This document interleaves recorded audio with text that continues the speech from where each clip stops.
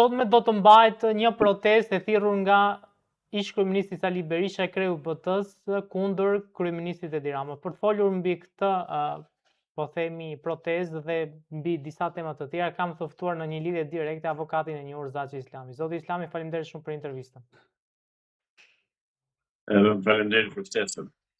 Zoti Islami e di që shpesh herë më thua s'do të flas për opozitën, po këtë opozit kemi dhe jemi detyruar për të folur. Si e gjykoni protestën e sotme? Jo, nuk është opozit.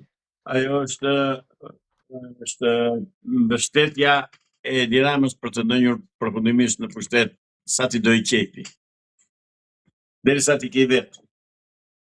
Se Sali Berisha që për protestën nuk ka gjë në Terezi, nuk ka për të marrë ndonjëherë pushtet, mbaroi ajo punë. Atëherë kjo opozit ku që shërben? Kjo protesta në faqe, ku që shërben? Se s'po kuptoj. Nëse ai tallet me njerëzit dhe të tallet kur u gjen kokën dhe të bërë kapellën, por ajo është një protestë që ai e bën thjesht për të vazhduar të qëndrojë vetë kryetar partie pra me imunitet, ndërkohë drejt për së drejti ban në pushtet një kriminal, një hajdut, siç është kryeministri qytetar me Belindën, grupin e hajdutëve, se janë grup hajdutësh këta, janë grupi strukturuar kriminal që vjedhin shtetin e tyre. Avokat, pse nëse Sali Berisha do ketë shumë pjesëmarrës protesta e Sali Berishës, nuk është kjo një shenjë që ndoshta shqiptarët mund t'i shkojnë mbrapa? Por sa herë ka pasur dhe disa qindra herë më shumë dhe kësa mundim lidhen sot. Çfarë ka bërë? Ka 14 vjet, çfarë ka bërë? Më thoni. Asnjë. Rezultati zero. Dhe ky rezultat do jetë zero, si të gjithë rezultatet e tjera. Por shqiptarët dhe të venë se kanë qef të bëjnë një xhiro ndarkë dhe ta bëjnë. Por askush të mos shpresojë se Sali Berisha do marrë pushtet ose do të Edi Ramën. Harrojeni. Ju nuk besoni te kjo opozita. Çfarë bën këtë opozitë pa besueshme, avokat? Veprimtaria e saj që nga 2013 deri më sot, po veçanërisht tradhtia që i bëri qytetarëve shqiptarë dhe demokratëve me ndryshimin e nenit e kushtetutës kodit zgjedhor në 21 prill të vitit 2008. Ja kjo më bën të mos e besoj. Zoti Islami, po nëse nuk mbështesim opozitën dhe partitë e reja, i bie që ne të qëndrojmë me Edi Ramën në qeveri? Ne të qëndruar jemi si me opozitën dhe pa opozitën. Faktet mos lodhen kot gjithë bëjnë xhiro në bulevard, siç kemi bërë që nga 2013 deri më sot. Xhiro kemi bërë në bulevard. Zoti Islami, po protestën Adriatik Klapaj, si e cilësoni? I cili ka 14 ditë që qëndron para kryeministrisë. Organizata Soros u shpall dhe organizatë terroriste nga Shtetet e Bashkuara të Amerikës. Ta dhash përgjigje. Pse ju besoni që Lapaj është njëri i Sorosit? Ka deklaruar vetë, se kam deklaruar unë. Ai ka punuar atje, ka qenë jurist i tyre. Ska lënë gjë ai për ta mëndësuar. Më dëgjo zotëri. Në qoftë se ndonjë nga partitë opozitare do kishte në programin e vet kthimin e pronave të ligjshme dhe abrogimin e ligjit 7501, do vija unë ditë për ditë në demonstrat, ditë për ditë në protestë, sepse ashtu kam qenë vazhdimisht gjatë 30 vjetëve. Mirë po, këto protesta nuk bëhen për të zgjidhur problemet kombëtare shqiptare. Këto bëhen për të mbajtur Sali Berishën në pushtet. Jo më larg se sot më erdhi një informacion nga Nivis Bubari Sarandës, që kanë shkuar atje njerëz me pushtet dhe pa pushtet, ka thënë me pushtet se janë të mbështetur nga pushteti, por pa pushtet sepse janë njerëz që nuk i njeh njeri, dhe u kanë bërë presion qytetarëve që ne do t'ua regjistrojmë pronat juve në hipotek, por do na jepni 40% neve të pronës. Pra, dhe këtu bëhet fjalë për 3000 hektar tokë që janë përballë Korfusit në me ata në Bregdetin e Jugut të Shqipërisë. Perla e perlave të pronave. Pra, këtë po bëjnë. Pse shkon më tutje dhe pse se i themi gjërat e i stërthemi. Zotri, Ministria e Mbrojtjes është bërë çeflik i grekëve. Ministri i Mbrojtjes dhe zëvendës Ministri i Mbrojtjes të Shqipërisë janë qytetar grek, minoritar grek. Ja ke edhe në grekut mor ç'a Shqipëri jemi ne, ç'a shteti jemi ne. Po ç'a pushteti i ky. Po ç'lidhje ka ky me shqiptarët? Asnjë lidhje. Çdo pero lëngua se ka i me gjithë kushërinë e parë ti del në tetos. Në krye të Ministrisë Mbrojtjes. A ke shtet? A e pat që në Turqia nuk i dha asnjë lloj informacioni Ministrit Mbrojtjes Shqipërisë me qenë se ai është grek? Ja, ky është e dilema. Kto po bën? Avokat, çfarë duhet të bëjmë në momentin që po themi si ti dhe disa të tjerë që artikulojnë që Rama duhet ikë nga pushteti? Kush duhet ta marrë pushtetin nëse ikën Rama? Qeveri teknike, urgjente. Të përgatitet vendi për zgjedhje. Po nëse bëhet qeveria teknike dhe zgjedhet i fiton përsëri Edi Rama, çfarë do themi? Po jo, nuk do marrë pjesë këto dy parti. Jo. Po si do i përjashtosh partitë ti nga konkurenca për të fituar zgjedhjet e vendit? Nuk janë të denja për të konkuruar, zotëri. Kanë shitur interesat kombëtare. Kanë shitur pronën, kanë shitur naftën, kanë shitur gjithçka, kanë shkatëruar industrinë, kanë bllokuar, kanë mbyllur uzinat më të mëdha dhe më të shkëlqyera të urez dhe të azotikut në Fier. Krimet e këtyre nuk kanë fund. Këta duhen shpallur organizat terroriste, të lutem. Këta duhen shpallur organizat terroriste. Pra, pasardhësit e Partisë Punës janë terroristë. Një tezë të ngjashme kishte edhe Berisha, i cili tha që në fakt ne duhet shpallim Partinë Socialiste si organizat terroriste dhe ta nxjerrim nga sistemi. Pa, pjesë e Partisë Socialiste, me këtë tallet ai. E ti pse thot atë, ai bën bllof më, ai tallet me mbështetësit e tij. Ai me Partinë Socialiste është, ai e mban pushtet Partinë Socialiste, kush e mban? Pse nuk e jep dorëheqjen ai? Pse nuk është burr? Ti jap dorëheqjen, se burrat japin dorëheqje. Nuk më do na thot ndonjëherë Sali Berisha çfarë marrëveshje ka bërë në 2017 në maj? Çfarë marrëveshje?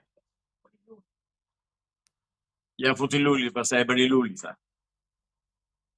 Jo, zotëri, jo. Janë bashkë ata, nuk diskutohet fare.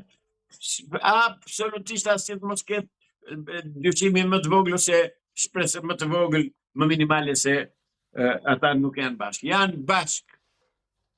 Dhe bashkë do qërohen dhe nga fusha politike e Shqipërisë.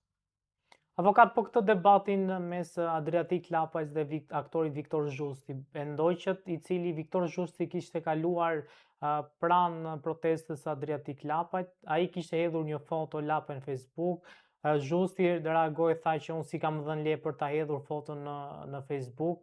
Pra, si e cilësoni këtë debat? Dëgjoj. Zhusti, përderisa doli në fotografi me të, nuk ka më të drejtën ta ndaloj se ku do ta çojë fotografinë e ku do ta çojë. Ai pranoi të dalë në fotografi. Kur dalë në fotografi bashkë me ti, qoftë ti mund ta çosh ku të duash atë fotografi, qoftë edhe unë, sepse të kam në leje, jemi bashkë. Nuk ka vend aty për këto janë thjesht, shiko. Janë kinezërira po i thonë. Madje i tha ai që po themi në Europë do të na çoj partia me të cilën luftoni ju, e kishte fjalën për Edi Ramën, Zhusti. Vate në origjinë. Ja, ka që thjesht. Po Evropën, e kam thënë disa herë, i nderuar gazetar, Evropën harrojeni. Nuk do shkojnë shqiptarët në Evropë kurrë. Pra që kosa do ekzistoj kisha e krishterë, ortodokse dhe katolike, shqiptarët nuk do shkojnë në Evropë. Bajeni mend të ju them mos u gënjejnë si që u gënjejnë për ditë kam 30 vjet që po u gënjejnë. Mos më kanë gënjur dot. unë si kam besuar kur. Po që gënjejnë qytetarët e tjerë shqiptarë, edhe të gënjejnë, u shkon gomari nur kur thot populli dhe të vazhdojnë të shpresojnë. Shpresojnë vend pas dashit shqip. Dhe shpresojnë që t'i bien dashit, por nuk i bien. Zoti Islami, ditën e shtunë nisi Big Brother dhe opinioniste ishte Monika Kryemadi. Të lutem. Është pislluku i radhës. Filloi Big Bordel i thuaj. Sa avokat është një reality Big show? Bordel. Urdhë? Është një reality show. Bëhet në shumë vende të botës. E di pse bëjnë ata? Si them që të botë çfarë? Se kuptova. Bëhet në shumë vende të botës, realizohet si program. LGBTQI atë bëjnë. Dhe patjetër ashtu le verdis, që ti vën njerëzit të tallin, ti bllokojnë duke u dhënë një shfaqje idiote, mizerabël, imorale, kurbërie, me të tëra të zeza, dhe shqiptarët dhe popujt atë duan, popullit turmështore. Ora keni parasysh një gjë, i nderuar gazetar. Politikanët nena shikojnë si miza. E dini që tallen në çdo kohë kur bie fjala për neve? Për popullin dhe për zgjedhje, për kështu, nuk e keni ide se si na tallin. Se më kanë thënë vetë politikanë që kanë qenë deputet dhe tani si janë më. Ora ju nuk e dini, më kanë thënë se si tallemi ne atje dhe si u përdorim. Dhe praktikisht ashtu po na përdorim. Jo zotëri, harrojeni se mund të bëhet demokraci dhe harrojeni atë, jo harrojeni, po konsiderojeni një pislëk të radhës këtë Big Bordelit. Zoti Islami, po opinioniste Monika Kryemadi, si e vlerësoni?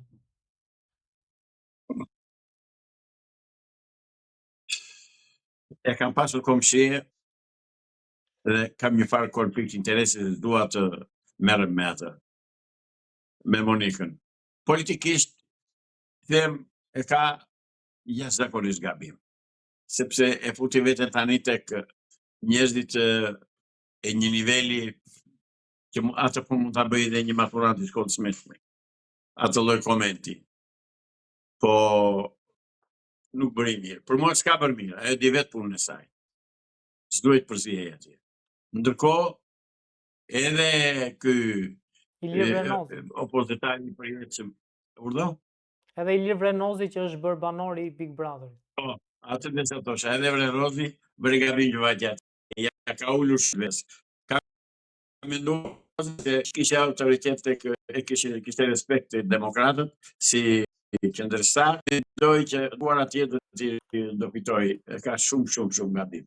I ka çuar vlerat e tij në tokë me hyrjen atje në atë bordel të ligjshëm. Avokat, nëse ju do kishit një ftesë nga Big Brother, do kishit marrë pjesë?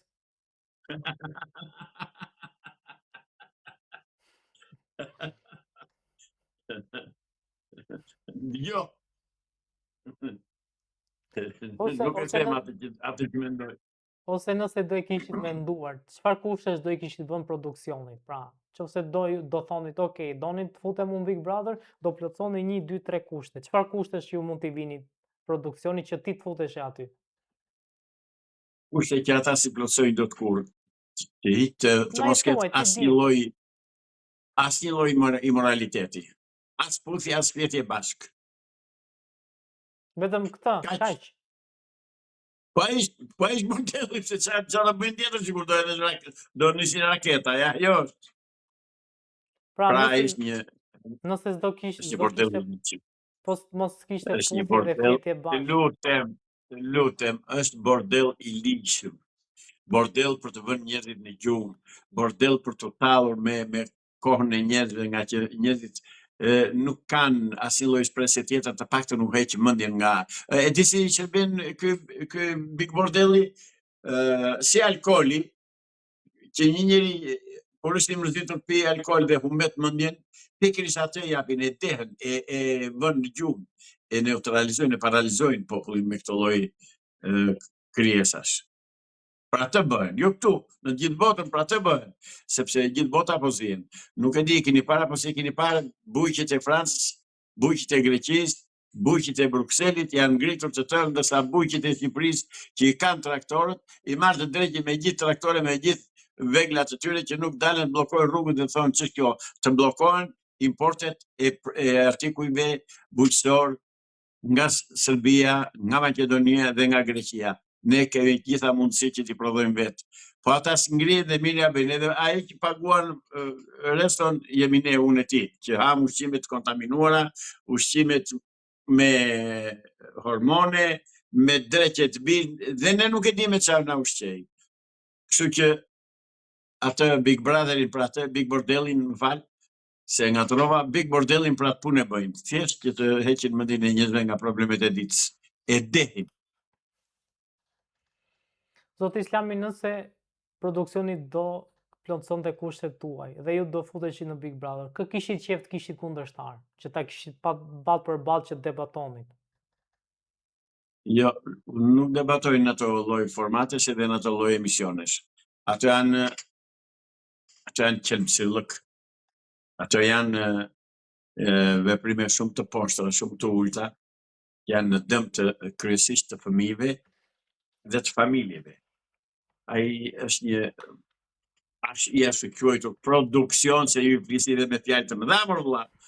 Qa produksion ishte ai? Kishte koncerte, kemi pasur gjatë gjithë jetës deri më sot, deri në 90-ën kemi pasur koncerte të mrekullueshme, koncertet e fundvitit, koncertet e majit, koncerte që kishin qef të shikoje, pavarësisht se kishin të gjithë politikën dhe ideologjinë e Enverit brenda, po artistët tanë që të niveleve të shkëlqyera.